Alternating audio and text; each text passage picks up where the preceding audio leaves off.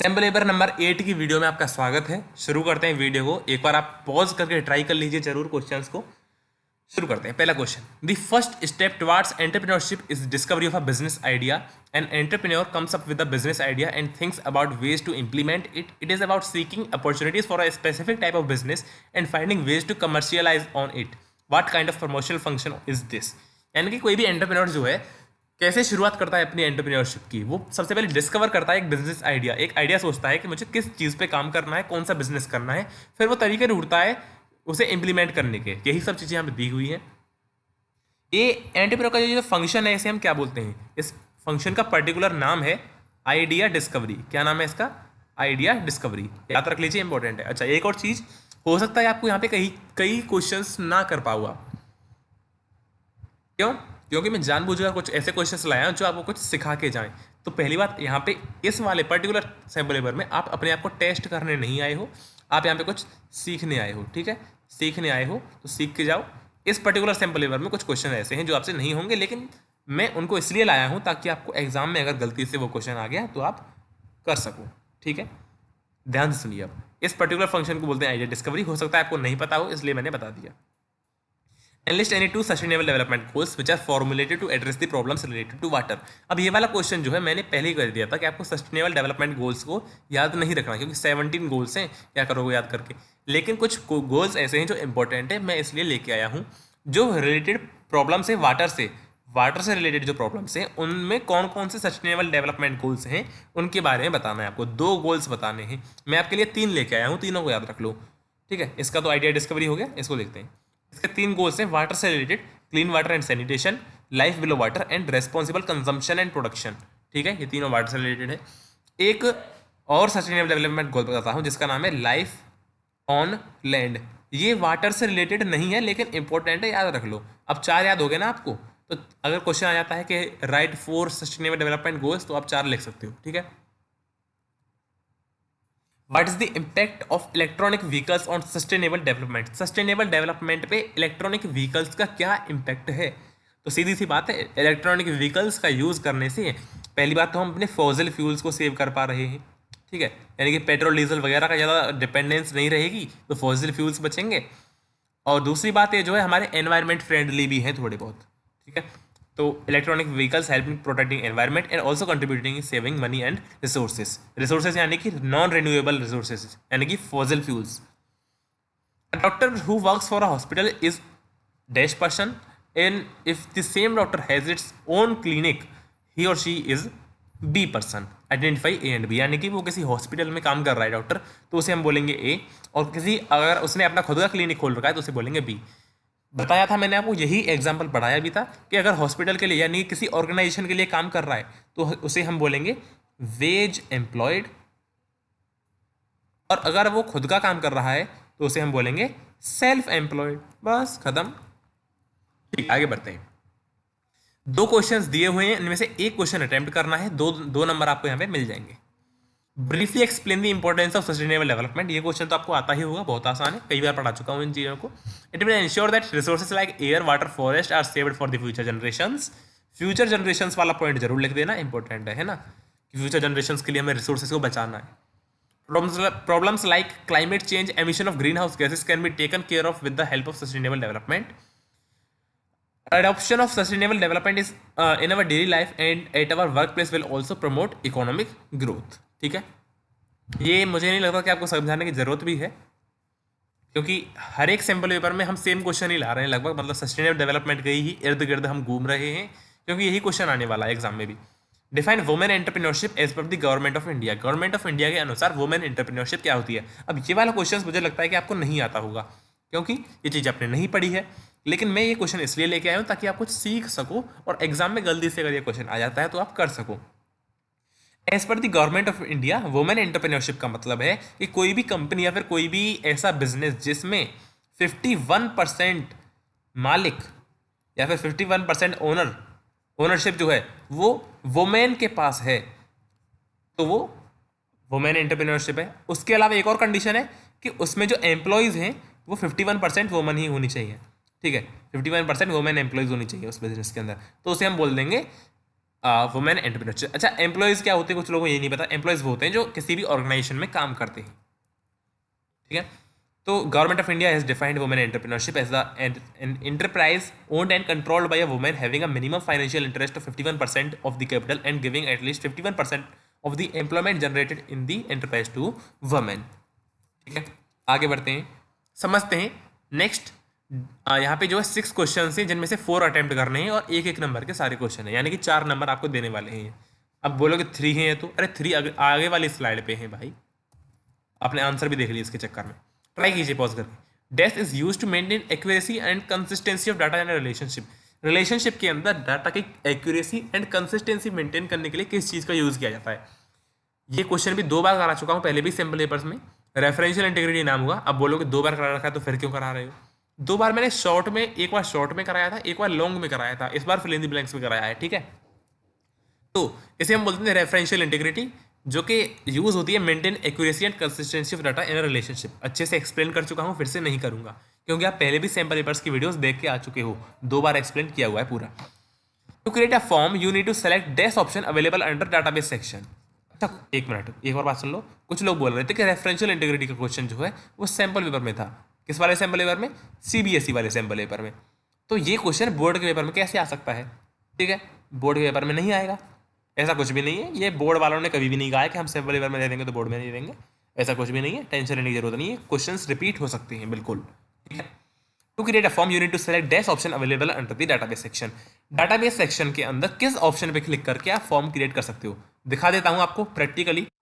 जो है ना, आपको यहाँ पे अगर ऑप्शंस दिख रहे हो, टेबल्स, क्वेरीज, फॉर्म्स, रिपोर्ट्स, ये जो डाटाबेस सेक्शन है यहाँ पे, ये 4 ऑप्शंस जो डाटाबेस सेक्शन के अंदर ही है, यहाँ पे लिखा हुआ है ना डाटाबेस। तो अगर आपको फॉर्म क्रिएट करना है तो डाटाबेस सेक्शन के अंदर फॉर्म्स पे ही तो क्लिक करना पड़ेगा, तो आंसर हो जाएगा forms, simple. To display the records containing the same type of values this clause can be used with select SQL command. Select command के साथ आप किस क्लॉज का यूज करोगे to display same type of values? Same type of values कैसे? जैसे मान लो, अच्छा मैं आपको एग्जांपल से समझाता हूँ। जैसे आपके सामने एक टेबल है, ये वाली है ना, ये वाली टेबल है। यहाँ पे आपको सेम टाइप ऑफ वैल्यू, जैसे आपको लिखना है कि मुझे उन लोगों की डिटेल्स चाहिए जो मथुरा से बिलोंग करते हैं, मथुरा से बिलोंग करते हैं। तो यहाँ पे लिखेंगे सेलेक्ट स्टार फ्रॉम एम्प्लॉय, ठीक है, select star from employ where city is equal to Mathura, यानी कि हमने वेयर कंडीशन लगा दी, तब जाके हमें सेम टाइप ऑफ वैल्यूज मिली। आंसर हो जाएगा वेयर, ठीक है। आंसर क्या हो जाएगा? वेयर। वेयर क्लॉज का हम यूज करते हैं। Write any two additional features which are, पहले पॉज करके ट्राई कर लो, ठीक है। Write any two additional features which are provided by instant messaging software apart from standard text chat. यानी कि जो हम इंस्टेंट मैसेजिंग सॉफ्टवेयर यूज़ करते हैं, फॉर एग्जांपल व्हाट्सएप, तो व्हाट्सएप पे हम क्या करते हैं? स्टैंडर्ड टेक्स्ट चैट तो करते ही करते हैं, यानी कि सिंपल लिख के बातें करते हैं, हम लिख के बातें करते हैं, लिख के। उसके अलावा क्या करते हैं? एडिशनल फीचर बताने दो, हम 4 बता देंगे, आपको याद है। फाइल ट्रांसफर कर सकते हैं, ऑडियो कॉलिंग कर सकते हैं, वीडियो कॉलिंग कर सकते हैं, डेस्कटॉप शेयर कर सकते हैं। अब बोलोगे व्हाट्सएप पे तो हो ही नहीं सकती डेस्कटॉप शेयरिंग। अरे भाई, मैं व्हाट्सएप की बोल रहा हूँ यहाँ पे कुछ, मैं तो एग्जांपल दे रहा था बस एक। जूम पे कर सकते हो ना? बिल्कुल कर सकते हैं, लेकिन वो इंस्टेंट मैसेजिंग नहीं है, कोई बात नहीं। बहुत सारे सॉफ्टवेयर होते हैं डेस्कटॉप शेयरिंग का फीचर हमें प्रोवाइड करते हैं। और क्या लिख सकते हो आप? लिख सकते हो वीडियो कॉन्फ्रेंसिंग, ऑडियो कॉन्फ्रेंसिंग। अच्छा, कुछ लोग क्या है, क्या फीचर लिख के आएंगे? Audio calling and video calling, ये लिख के आ सकते हो, कोई दिक्कत नहीं है, नंबर नहीं कटेगा।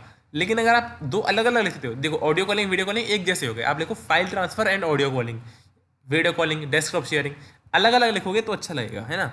2 ही तो पूछे, 2 लिख दो अलग अलग टाइप के। If you do not have an active internet connection, you can create blogs using a dash and publish the blog whenever internet connectivity is available. अगर आपके पास इंटरनेट कनेक्शन अवेलेबल नहीं है फिलहाल, तो आप किस चीज़ की मदद से ब्लॉग क्रिएट कर सकते हो, लेकिन पब्लिश तभी होगी जब इंटरनेट आपको वापस कनेक्ट हो जाएगा। आंसर है ऑफलाइन ब्लॉग एडिटर। इसकी मदद से हम जो है ऑफलाइन ब्लॉग पे पोस्ट क्रिएट कर सकते हैं, लेकिन पब्लिश तभी होती है जब इंटरनेट वापस कनेक्ट हो जाता है।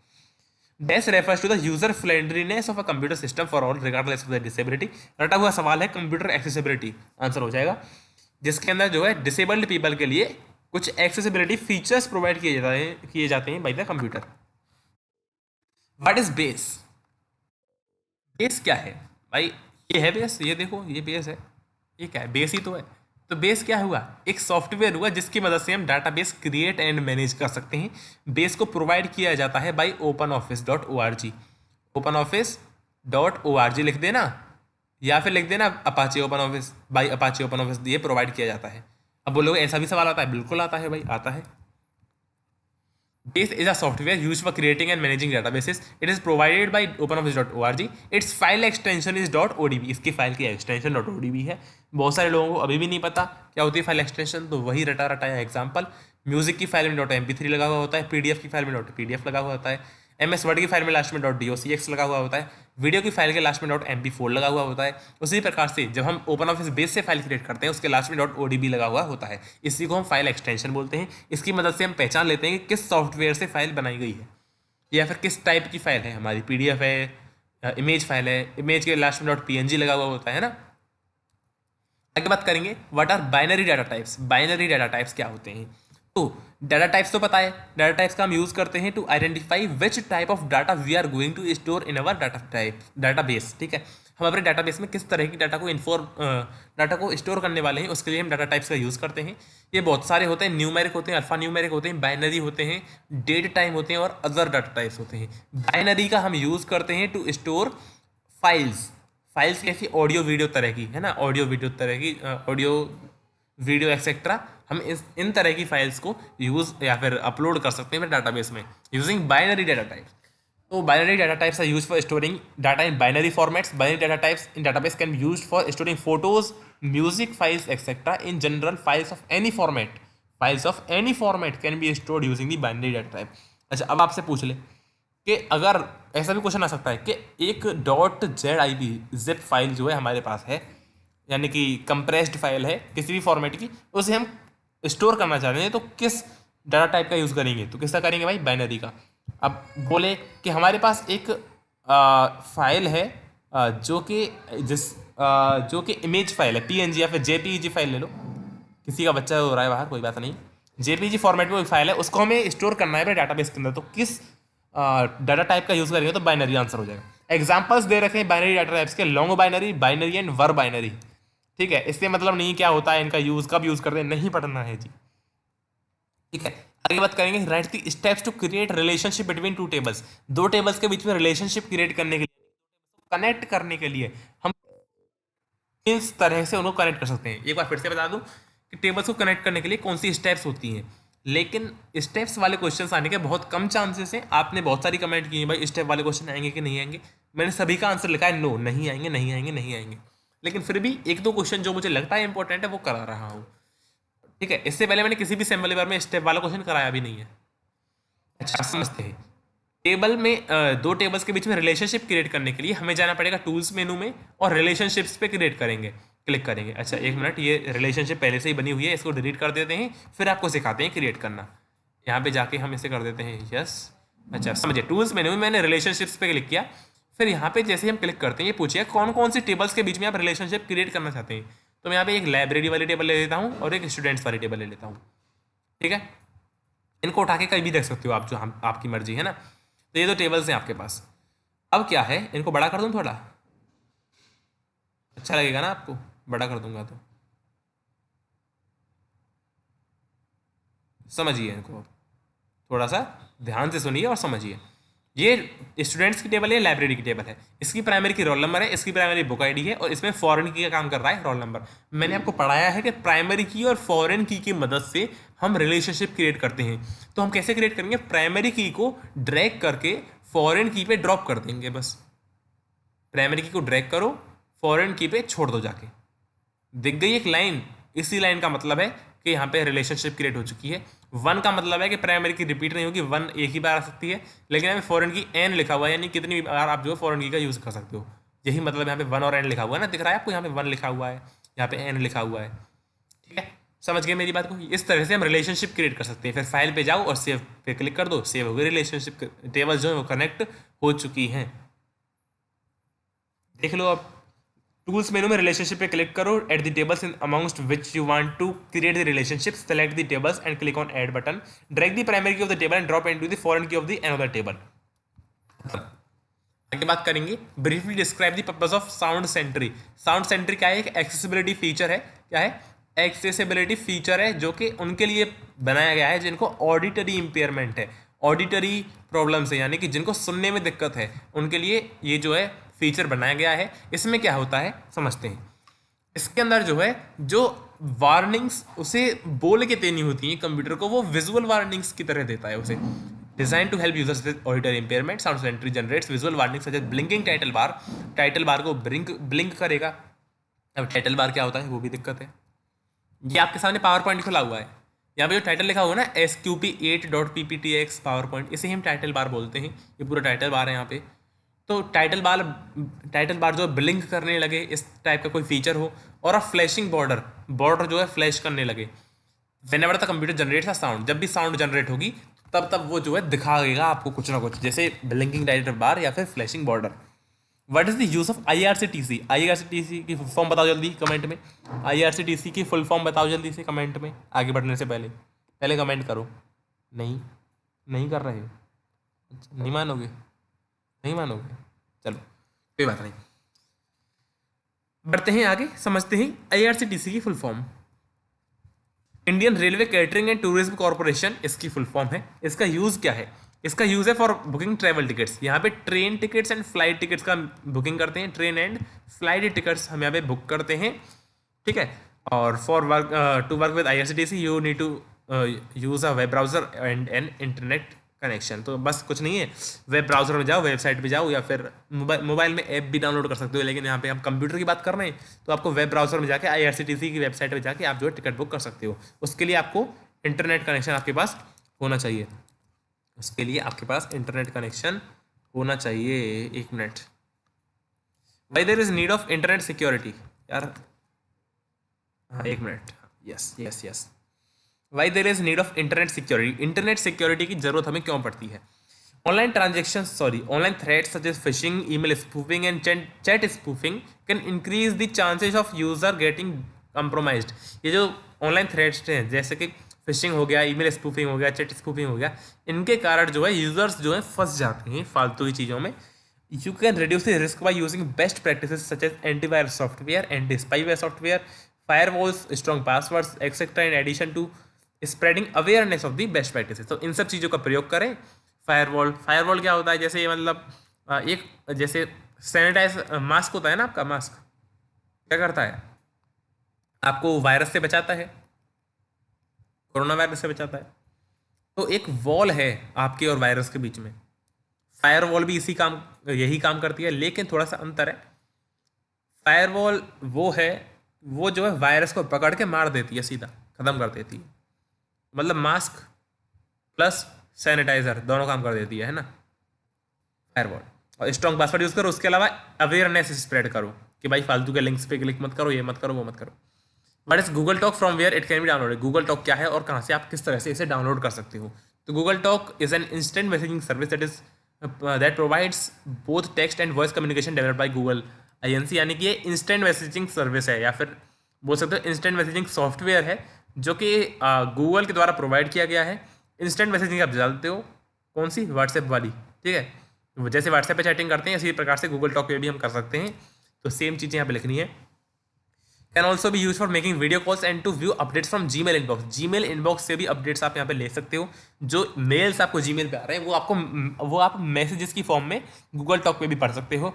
दूसरी बात, गूगल टॉक पे आप वीडियो कॉल्स वगैरह भी कर सकते हो, जैसे व्हाट्सएप पे करते हैं ऐसे ही, है ना।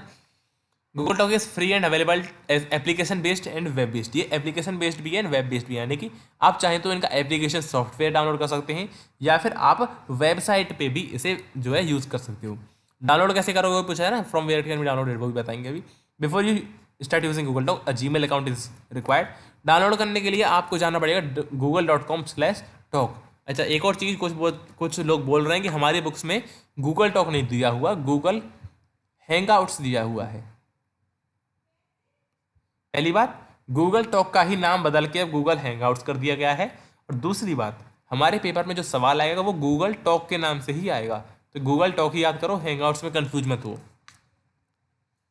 आगे बात करेंगे। अच्छा यार, लास्ट वाला क्वेश्चन जो है इसका आंसर पहले क्यों आ जाता है? कोई बात नहीं, इसमें अभी लगा देते हैं एनिमेशन, क्यों टेंशन ले रहे हो? इसमें एनिमेशन अभी ही लगा देते हैं।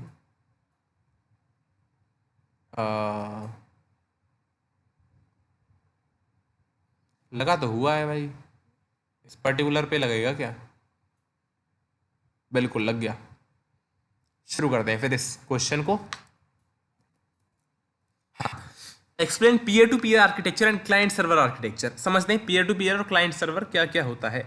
देखिए पीयर टू पीयर में क्या होता है कि सिमिलर कंप्यूटर होंगे, कंप्यूटर तो क्या सिमिलर ही होते हैं, जैसे एक कंप्यूटर है, एक ये दूसरा कंप्यूटर है, ये तीसरा कंप्यूटर है, इन सभी का लेवल सेम है, सभी के पास बराबर काम करने वाला सीपीयू भी है, ठीक है, बराबर काम करने वाला सीपीयू है, और अपने अपने जो है हिस्से हैं, कोई भी ऐसा कंप्यूटर नहीं है जिसके पास स्पेशल फीचर्स हों, सभी के पास बराबर फीचर्स है, और इनका हमने एक नेटवर्क बना दिया, इसको हम बोलेंगे पीयर टू पीयर आर्किटेक्चर या फिर पीयर टू पीयर नेटवर्क, ठीक है। तो all computers have an equal status and sorry all computers have an equal status are called peer to peer network. Generally in such a network each terminal has an equally competent CPU, सभी के पास बराबर competency वाला CPU होता है। Client server architecture के अंदर एक या फिर एक से अधिक ऐसे कंप्यूटर्स होते हैं जो सर्विसेज प्रोवाइड करते हैं। फॉर एग्जांपल, मैं सिंपल एग्जांपल से समझाता हूँ। आपने, हो सकता है आपके कंप्यूटर लैब में कुछ ऐसा सिस्टम हो, आपके कंप्यूटर लैब में स्कूल में ऐसा सिस्टम हो सकता है कि एक कंप्यूटर है जिसके पास अपना सीपीयू है, अब बाकी 7-8 कंप्यूटर्स ऐसे हैं जिनके पास सीपीयू ही नहीं है, ठीक है। तो क्या हुआ, इन सभी का वो नेटवर्क बना देते हैं एक, और क्या होता है, ये वाला कंप्यूटर इन सभी को सर्विसेज प्रोवाइड करता है सीपीयू की, ठीक है। इसको हम बोलेंगे क्लाइंट सर्वर आर्किटेक्चर। इसमें क्या है, सर्टेन कंप्यूटर के पास, एक कंप्यूटर के पास एक स्पेशल टास्क है या फिर डेडिकेटेड टास्क है, स्पेशल टास्क है, और जो कि क्या है, सर्विसेज प्रोवाइड करना, किसी भी चीज़ की सर्विसेज प्रोवाइड करना। जो कंप्यूटर सर्विसेज प्रोवाइड करता है उसे हम बोलते हैं सर्वर, और जो सर्विसेज लेते हैं उनको हम बोलते हैं क्लाइंट्स, ठीक है। इसे हम बोलते हैं क्लाइंट सर्वर आर्किटेक्चर। यही चीज़ लिखी हुई है, certain computers have special dedicated task providing service to the other computers in a network are called client server network. These computers which provide services are called servers and the ones that use these services are called clients.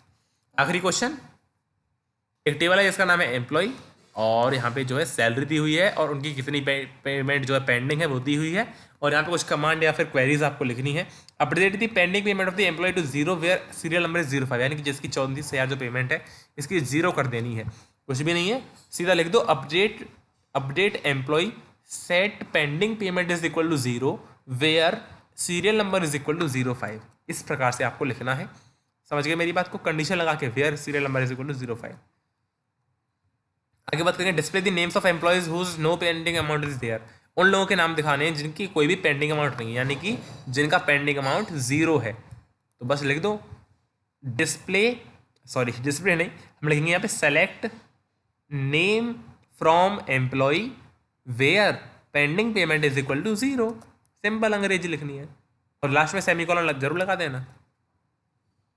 Display all details of employees whose payment is pending, यानी कि जिनकी payment pending है, यानी कि 0 नहीं है, तो हम क्या लिख सकते हैं, ग्रेटर देन 0 लिख सकते हैं ना, बिल्कुल लिख सकते हैं। तो select star from employ where payment या फिर where pending payment is greater than 0 लगा देंगे हम, सिंपल, ठीक है। Pending payment is greater than 0, इसका मतलब यह है कि जिनकी पेमेंट 0 से ज़्यादा पेंडिंग है उनकी हमें ऑल डिटेल्स दिखानी है। ऑल डिटेल्स के लिए हम स्टार लगाते हैं, या फिर ऑल की जगह केवल डिटेल्स भी होता ना तो भी हम स्टार ही लगाते हैं, क्योंकि उसका मतलब सीधा सीधा यही है कि ऑल डिटेल्स। जिसमें serial number, names and salary, यहाँ पे स्टार नहीं लगाएंगे, यहाँ पे लिखा हुआ है कि सीरियल नंबर लिखना है, नेम लिखना है, सैलरी लिखनी है, विद इंक्रीमेंट ऑफ 1000, सैलरी में 1000 इंक्रीमेंट करके आपको लिखनी है, यानी कि select S number comma name comma salary plus 1000 from employ. Simple question है। तो भैया आज का सैम्पल पेपर यहाँ पे खत्म होता है। मुझे उम्मीद है कि आपको बहुत सारी चीज़ें यहाँ पे सीखने को मिली होंगी। कुछ क्वेश्चंस नहीं हुए होंगे, अच्छी बात है नहीं हुए, क्योंकि आपको उनसे जो है कुछ ना कुछ सीखने को मिला। अगर सारे क्वेश्चंस ही हो जाते हैं तो कुछ आपको सीखने को नहीं मिलता इस वीडियो से, समझ रहे मेरी बात को। तो घबराने की जरूरत नहीं है, पेपर अच्छा ही होगा आपका, ठीक है। All the very best for your exam, bye bye.